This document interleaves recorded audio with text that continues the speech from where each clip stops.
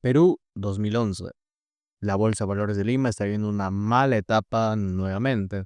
La cuarta, después de lo que fue el periodo García 85-90, la crisis asiática 97-98 y finalmente la crisis global del 2008, siendo esta la mayor caída registrada en los últimos 20 años, aunque de manera abrupta, esta solo sucedió en un solo día, pero puntualmente se evitó un descarrilamiento parecido a la crisis de los 5 años de García.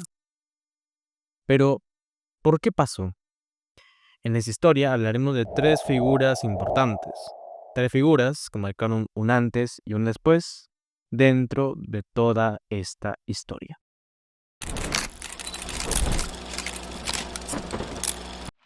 Esto ha sido cogido por orden expresa del comandante Ollanta. 1 de enero del 2005, un grupo de etnocaceristas sublevados liderados por el mayor retirado Antauro Maratazo tomaron una comisaría en la ciudad de Andahuaylas, departamento de Apurímac. Ejecutado al estilo del Putsch de Múnich, ejecutado por Hitler en 1923, levantamientos como el de Chávez en 1992 en Venezuela y el de Lucio Gutiérrez en el año 2000 en el Ecuador. El objetivo, la renuncia del actual presidente Alejandro Toledo Manrique. Las causas, las siguientes: corrupción, pobreza y olvido del gobierno. Todo ello a palabras de Antauro Humala.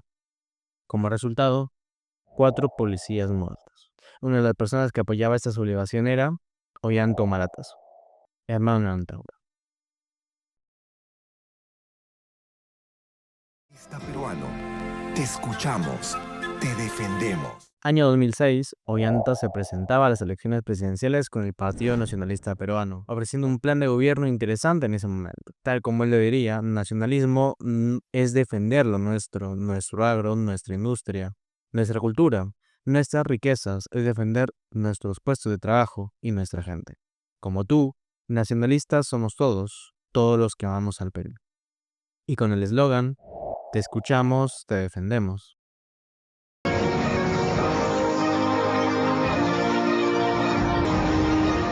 Flash informativo, Ollanta Humala 29.6%. Los resultados eran claros. A boca de urna, Ollanta recibió un 29,6%, superando a sus rivales, el expresidente Alan García Pérez con un 24,5% y la abogada Lourdes Flores Nano con un 24,2%. Las ideas eran claras. Segunda vuelta presidencial. Flash electoral de Panamericana Televisión. Presidente electo, Alan García, Partido Aprista Peruano. Repetimos, ya tenemos nuevo presidente, Alan García, presidente de la República. Finalmente, su pasado le dio una mala jugada. Y no solo su pasado, sino también sus respaldos. Entendemos algo que no se mencionó en su tiempo. Ese partido era respaldado por el Partido Comunista Peruano, el Partido Socialista Revolucionario y el Partido Comunista Peruano Marxista-Leninista, además de los ideales etnocaceristas. Y si ya con esto tienes una mala imagen, te presento a otra persona. Ollanta, compadre, eche pa'lante, gane las elecciones del Perú. Ollanta, salve al Perú, compañero. Hugo Chávez, presidente de Venezuela. Pero, ¿por qué Chávez está aquí? Esto, más los ataques tanto a Lourdes Flores y a Alan García, marcarían su fin en esta segunda vuelta. Aquí no entra Chávez, ni su modelo, ni su plata. Los peruanos vamos a responderle a este sátrapa. Otra vez los resultados eran claros. Aunque la gente tenía miedos, heridas que faltaban cerrar y traumas irreparables del primer gobierno de García, este representaba un mal menor en ese momento. Alan García ganaría con un 55% y su rival Ollanta Humala quedaría con un 45%. Como dato curioso, varios mencionan a esta etapa como uno de los mejores gobiernos que hubo en el Perú. Ahora sí, ya contado todo esto, podemos retomar el año mencionado principalmente, 2011. Hola amigos, soy Ollanta Humala Tazo y me presento ante ustedes porque postulo a la presidencia del Perú. Las propuestas eran más claras. La creación de CUNAVAS, la implementación del SAMU, la creación de la Pensión 65, la lucha contra el narcotráfico, la corrupción y la seguridad ciudadana, y la reducción del precio del gas con la recuperación de Camisea. Como dato curioso y súper chistoso, Aníbal Torres, ex asesor del querido presidente Peter Castell, también fue parte de esta bancada como congresista. Ollanta, en ese tiempo, aprendió algo, una cosa muy valiosa: marcar distancia, porque sabía que cualquier halago externo sería en realidad un beso de muerte. A su par, también había una persona, hija de un expresidente y ex primera dama. Creo que ya sabemos de quién hablamos. Es nada más ni nada menos Y me dio la oportunidad de conocerte, de escucharte y aprender de tus problemas. que Keiko Sofía Fujimori, viniendo a participar por primera vez en elecciones y reabriendo la herida fujimorista en el país. 3, 2, 1.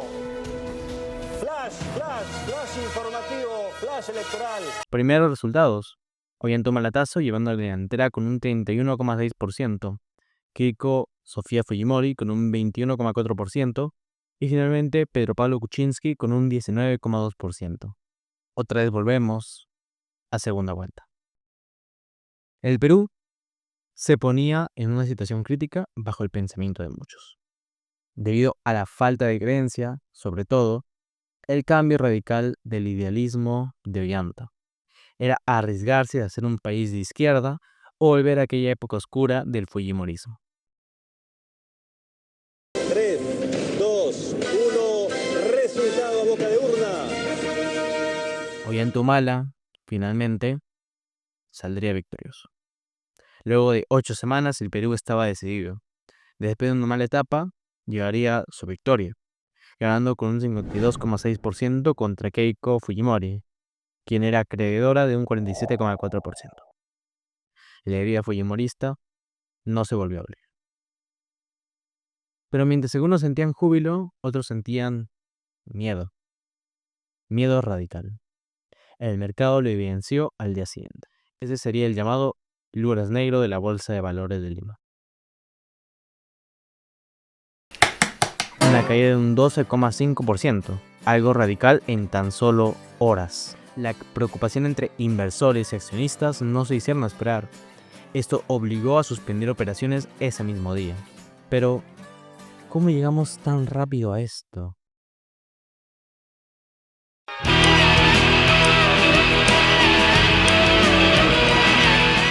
Apenas se vio el mercado, los precios se desplomaron. Así se activó el reglamento de emergencia. Las órdenes eran claras. Primera suspensión.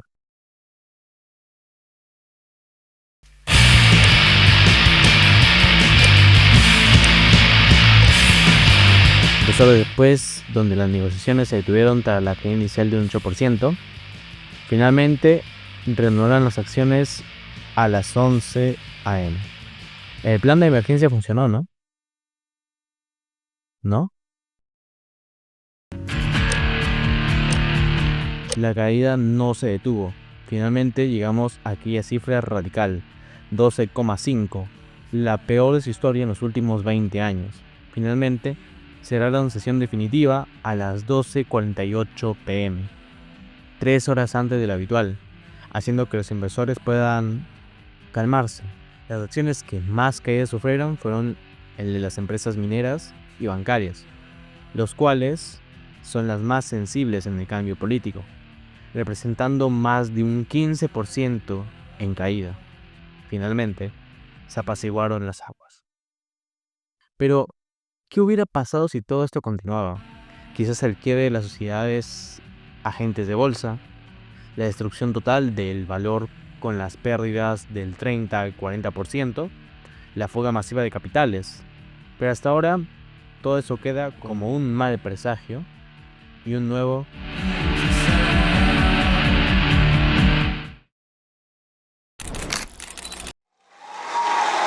que reconoceré y respetaré la libertad de culto y de expresión y lucharé incansablemente por lograr la inclusión social de todos los peruanos, especialmente de los más pobres.